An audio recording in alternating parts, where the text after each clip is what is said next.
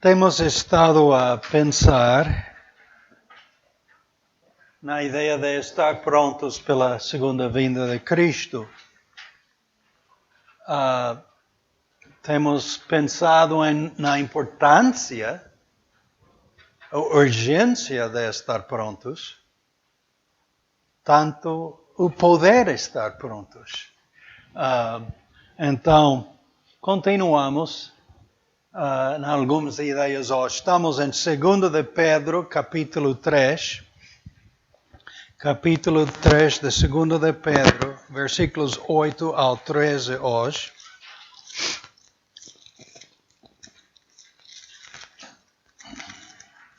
Segunda de Pedro 3, 8 ao 13. Então, temos estado a pensar em encarar o Senhor Jesus quando Ele volte. Para o crente, tanto para o descrente, não há um momento mais importante. O crente, aquele que tem posto toda a fé em Jesus Cristo, será recebido com alegria e amor pelo Senhor, que chama todos os crentes sua noiva. Os descrentes não conhecerão tal recepção por não ter acreditado naquele que pagou a dívida dos seus pecados, mas são condenados já. Enquanto Deus dê tempo para se arrepender, o descrente pode nascer de novo se com coração arrependido coloca toda a fé no Filho de Deus. Então, há oportunidade para todos que querem ser salvos. Muitos dos cristãos do primeiro século, a qual Pedro estava a escrever, muitos dos cristãos do primeiro século olharam o futuro com ansiedade. Não somente havia os escarnecedores que criaram dúvida e confusão quanto à segunda vinda de Cristo, mas estavam a enfrentar algumas das piores perseguições da história.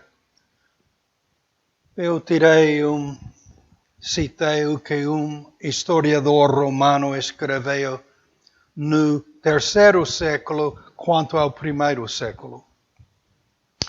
No entanto, o número dos cristãos, ao ser muitos, aconteceu que Roma foi destruída por fogo, enquanto Nero estava estacionado em Antium.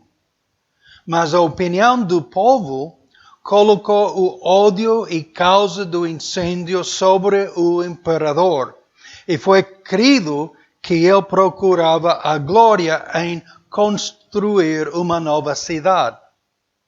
E de facto, Nero não podia, por qualquer meio, fugir à acusação que o incêndio foi o resultado da sua ordem. Portanto, ele virou a acusação contra os cristãos e as torturas mais cruéis foram infligidas sobre os inocentes. Novas formas para os matar se inventaram. Ao ser encerados em peles de bestas, pereceram ao ser devorados por cães, enquanto outros foram crucificados ou mortos pelo fogo, que no fim do dia seriam consumados para providenciar tochas durante as noites. Desta maneira, a crueldade foi manifestada contra os cristãos. Depois, também, sua religião foi proibida pelas leis que foram promulgadas e por editos públicos que estabeleceram que foi ilegal ser cristão. Primeiro século.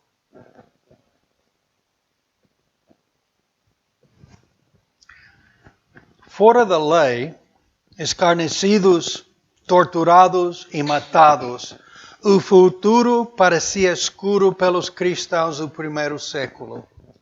Pedro foi inspirado para calmar a ansiedade e reforçar sua esperança com uma olhada ao plano de Deus pelo futuro.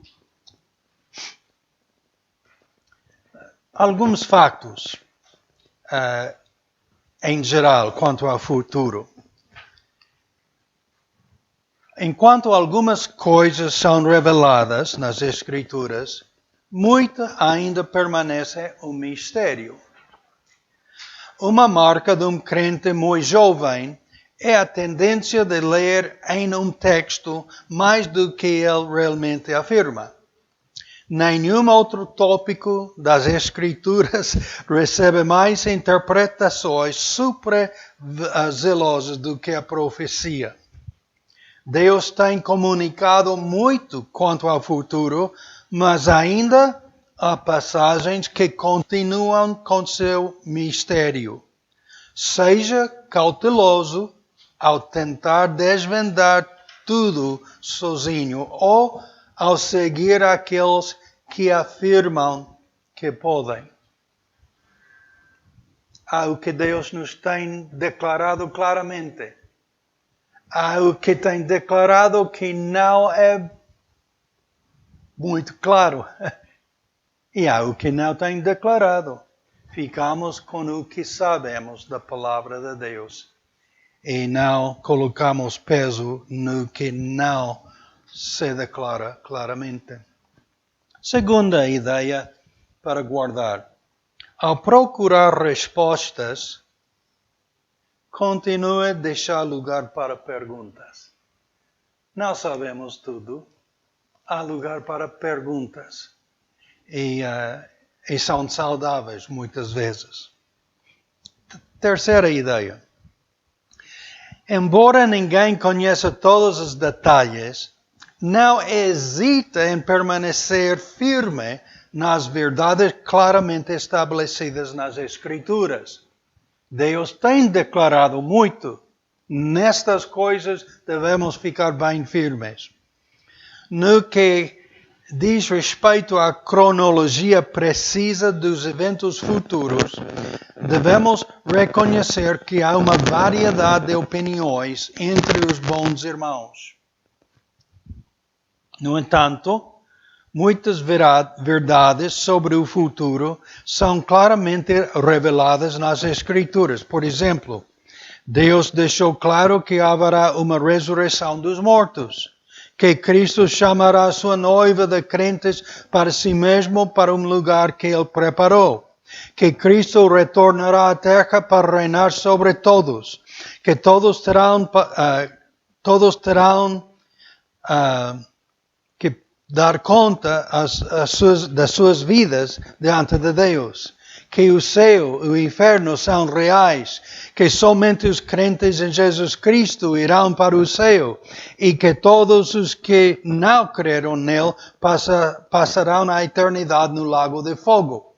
Estes, como muitos outros, são certos. Portanto, lembre-se, não tenha medo de deixar que o que você não sabe impeça a permanecer firme no que você sabe que é certo. Então, o que está claro nas Escrituras, ficamos firmes. Deus o declarou.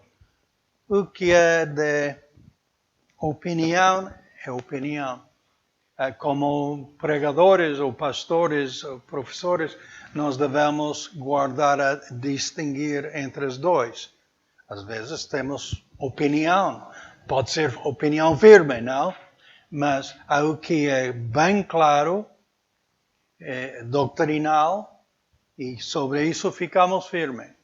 O outro, guardamos lugar para a opinião e deixamos lugar aos outros ter sua opinião, não? E não deve dividir nossa comunhão. A quarta ideia. Enquanto ficas firme nas verdades reveladas, seja paciente com aqueles que têm opiniões diferentes sobre outros eventos futuros. Então, lembra que todos estamos numa vida de crescimento em Cristo. Se guardamos corações submissos ao Senhor, o Espírito Santo nos levará à unidade da fé e eliminará as divisões que Satanás quer criar na igreja. Então, guardemos o vínculo de amor. Ok? Vou continuar com o que Pedro estava a escrever a estes irmãos tão perseguidos naquela altura. O misterioso calendário de Deus, verdade específica sobre a terra em particular. Então, o apóstolo Pedro escreveu sobre este tema na passagem que queremos contemplar hoje. Depois de lembrar-nos que vem uma destruição completa da terra, não por água, mas pelo fogo. Pedro explica a atitude do Senhor, tanto uma referência relativa ao dia de juízo. A passagem, 2 de Pedro 3, 8 ao 13, diz: Mas, amados, não ignoreis uma coisa, que um dia para o Senhor é como 1000 anos e 1000 anos como um dia. O Senhor não retarda a sua promessa, ainda que alguns a tenham por tardia, mas é longânimo para conosco, não querendo que alguns se percam, senão que todos venham a arrepender-se. Mas o dia do Senhor virá como ladrão da noite, no qual os céus passarão com grande estrondo e os elementos, ardendo, se desfarão, e a terra e as obras que nela há se queimarão. Havendo, pois, de perecer todas estas coisas, que pessoas vos convém ser em santo trato e piedade, aguardando e apressurando-vos para a vinda do dia de Deus, em que os céus em fogo se desfarão e os elementos ardendo se fundirão? Mas nós, segundo a sua promessa, aguardamos novos céus e nova terra em que habita a justiça. Então, aviso e promessa. Cautela e fica certo. Então, tudo isso Pedro está a expressar. Então, versículo 8. Amados, não ignoreis uma coisa que um dia para o Senhor é como 1000 anos e 1000 anos como um dia. Pedro antes referiu às pessoas que gozam da ideia que Jesus vai julgar o mundo, que rejeitam sua necessidade de serem salvos da ira vindoura, porque os séculos têm passado e tal julgamento não tem ocorrido. Então havia muitos escarnecedores que iam dizendo: os apóstolos têm estado a ensinar e pregar que Cristo volte, já tem passado muitos anos e nada. Certamente Pedro, João, todos eles esperaram que Cristo voltasse na sua vida, mas sabiam que Ele o tinha prometido. E apesar de não ocorrer nas suas vidas, não muda a verdade da sua vinda. Eles não sabiam, não compreenderam o calendário misterioso de Deus que tem ocorrido mais 2000 anos. Então, Salmo 90, versículo 4 diz: Porque 1000 anos são aos teus olhos como o dia de ontem que passou, e como a vigília da noite. Pedro, tanto o Salmo, ensina-nos que o que compreende o tempo na terra de modo algum afeta o plano mestre de Deus no céu. Deus diz, e assim será, se percebemos, se compreendemos bem o calendário ou não. Então, o Senhor habita acima e à parte do nosso dia de 24 horas. O escarnecedor quer usar um relógio terreno para determinar o plano divino. E não é assim. Deus é o Criador. Ele criou o tempo, primeira coisa. E Ele eliminará o tempo um dia. Mas, entretanto, o calendário, suas promessas, seguem o calendário divino, não nosso relógio. Continuamos. A ideia de a paciência de Deus no plano da redenção. O que aparece como o misterioso calendário de Deus no versículo 8 é revelado como seu paciente plano de salvação em versículo 9. O Senhor não retarda sua promessa, ainda que alguns a tenham por tardia, mas é longânime para convosco, não querendo que alguns se percam, senão que todos venham a arrepender-se. Deus tem um plano em esperar tanto tempo antes da sua vinda. O Senhor não é lento, Ele é paciente, Ele não é tardado, mas Ele está à espera deliberadamente. O Senhor não é indiferente, Ele é misericordioso. Ele está a reter os eventos dos últimos dias para dar ao maior número possível de pessoas a oportunidade de acreditar em seu Filho, de não ser perdido. Ele não quer que ninguém se perca. 1 Timóteo 2, 3 e 4 diz: porque isto é bom e agradável diante de Deus, nosso Salvador, que quer que todos os homens se salvem e venham ao conhecimento da verdade. Estou atrasado nos slides, desculpa. Então, Deus não é tardado.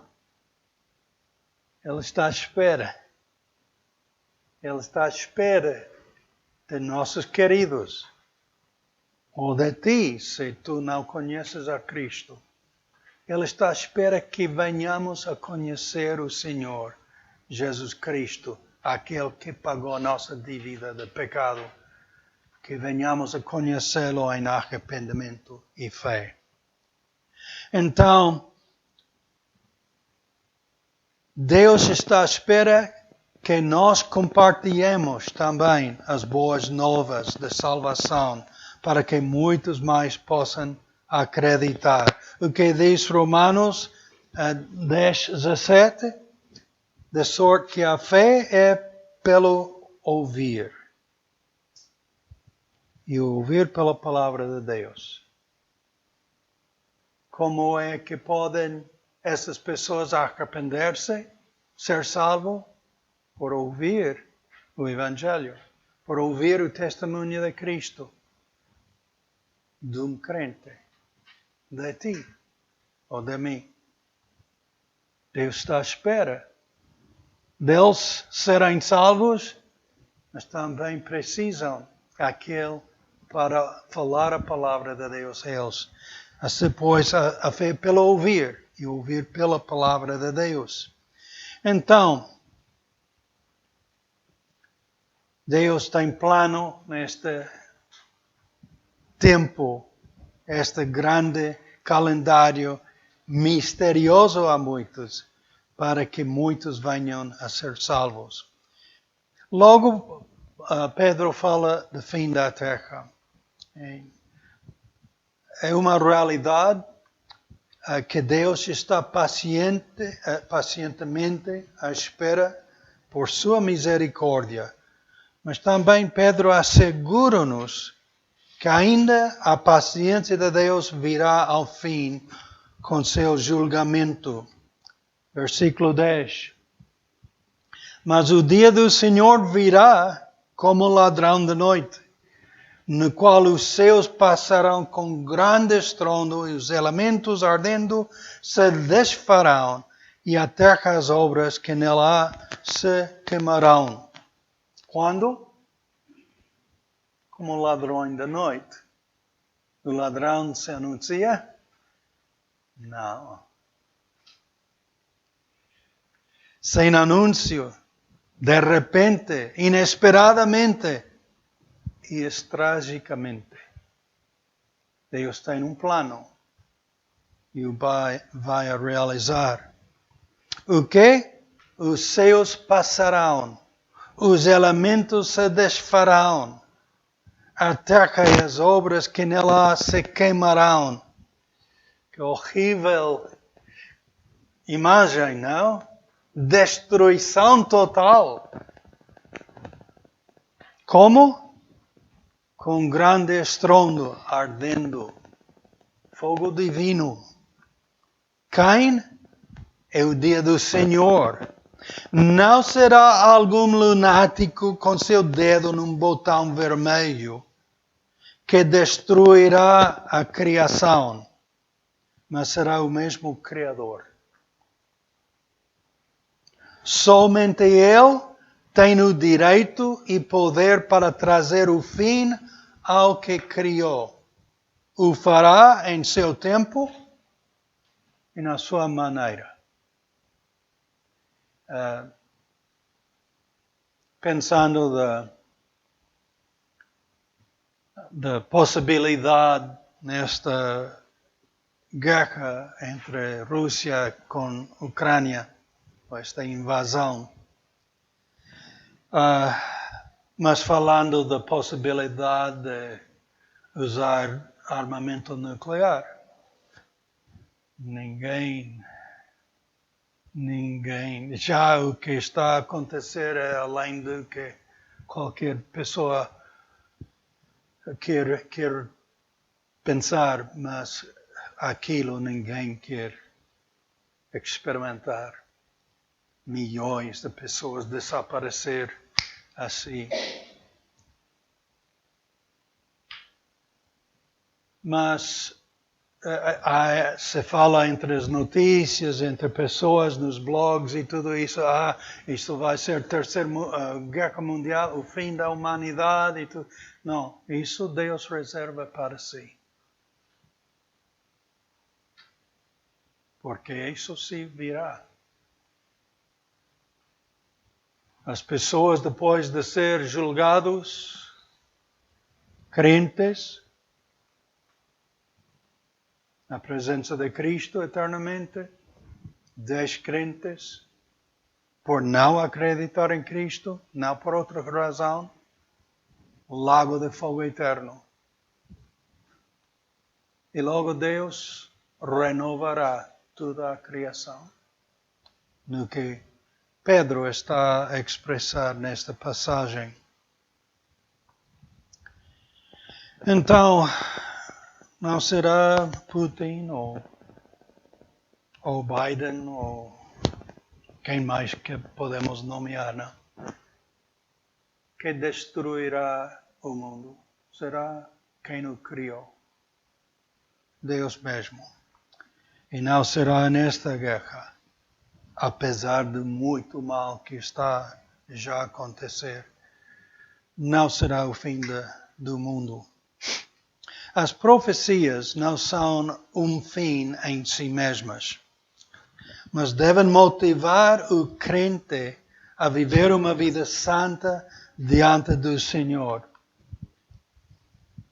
Apocalipse 19:10 afirma: Eu lancei-me a seus pés, este é João falando, eu lancei-me a seus pés para o adorar, mas ele disse-me, olha, não faças tal, sou teu conservo e de teus irmãos que têm o testemunho de Jesus. Adora a Deus, porque o testemunho de Jesus é o espírito da profecia. O espírito não maiúscula, não o Espírito Santo, mas a essência, o propósito, o motivo da profecia é dar testemunho de Jesus Cristo. Não é só para saber mais coisas do futuro. A profecia deve motivar-nos a dar testemunho do Senhor Jesus. espalhar o Evangelho com família e vizinhos e colegas para quê? Para que venham a acreditar no Senhor. E o que Deus quer, que todos sejam salvos. E a profecia deve ser uma motivação ao crente para compartilhar a palavra de Deus. Segunda de Pedro, versículos 11 ao 13, dizem: havendo, pois, de perecer todas estas coisas, que pessoas vos convém ser em santo trato e piedade, aguardando e apressando-vos para a vinda do dia de Deus, em que os seus, em fogo, se desfarão e os elementos ardentes se fundirão? Mas nós, segundo a sua promessa, aguardamos novos céus e nova terra em que habita a justiça. Então, o viver para tesourar bens nesta terra será triste, porque tudo vai se queimar pela ordem divina. O que permanecerá será o que se faz pela obra do Espírito Santo na vida de cada crente. Isto durará por toda a eternidade, será reconhecido e premiado eternamente. Tudo que não glorifica a Deus, que não exalta o nome que é sobre todo o nome, o Senhor Jesus Cristo, será aniquilado por fogo divino.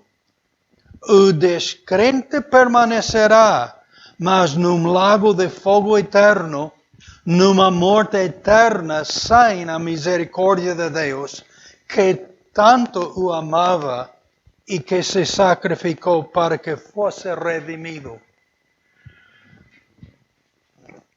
Temos, imagino todos, não sei, mas muitos, se não todos, temos ouvido pessoas criticar e condenar a ideia de um Deus que enviaria pessoas a um lago de fogo eterno.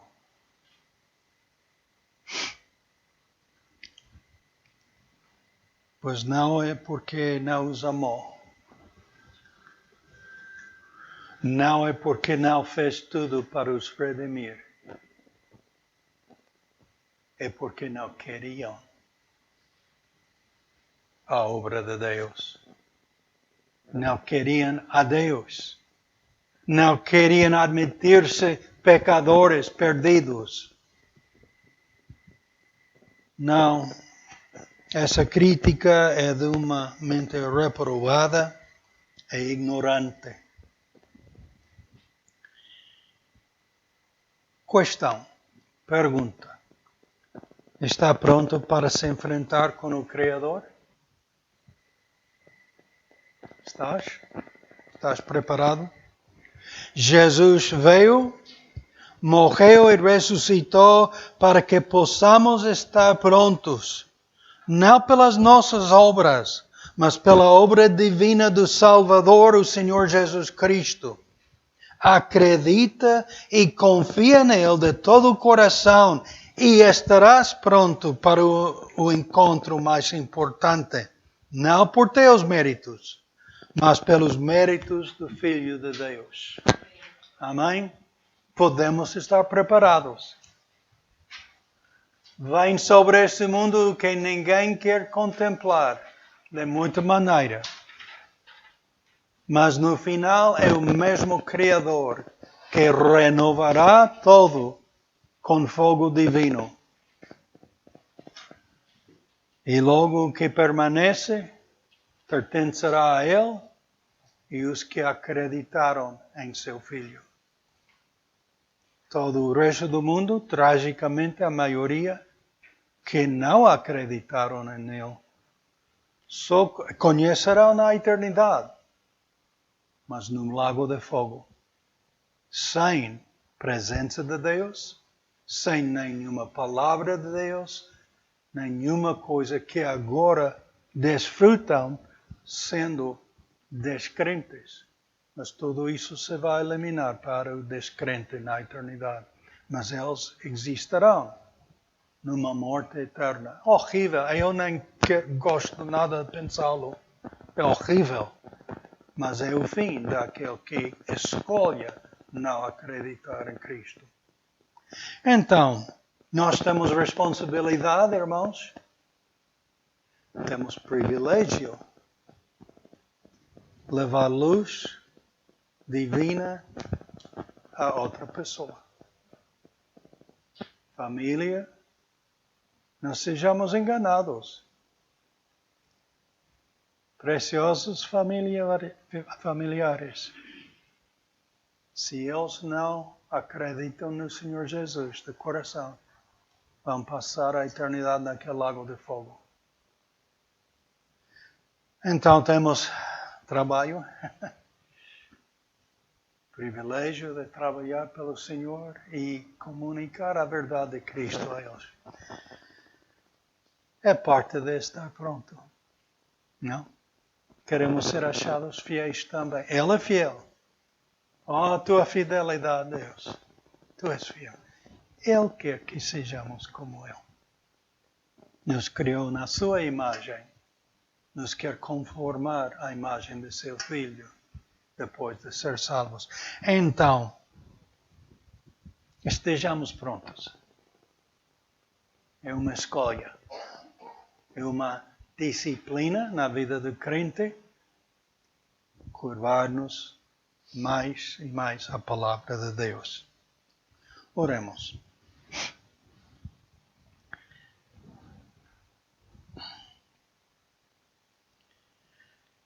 Senhor, Tu nos conheces a cada um. Não há nada que podemos esconder de Ti. E, portanto, devemos tomar ao peito as palavras de Pedro. A verdade que estas coisas vão acontecer, o dia do Senhor, do julgamento, e onde vais queimar tudo. Deve motivar-nos, Pai, a honrar-te, a deixar de viver para nós mesmos. Tu sabes quanto nossa carne e este mundo, Satanás, luta contra esta ideia. Que morremos a nós mesmos e vivamos a Cristo. Realiza em nós, Pai. Espero que nos aches submissos a isso. Realiza em nós essa morte a nós mesmos para que vivamos Teu propósito, Teu plano. E não viver segundo nossos planos, direitos e vontade. E usa-nos, Pai, com as pessoas à nossa volta. Que outros venham a conhecer-te. Obrigado por cada testemunho dado nesses dias, nessas semanas. Por cada pessoa que está em oração a interceder por outras pessoas que precisam de Ti.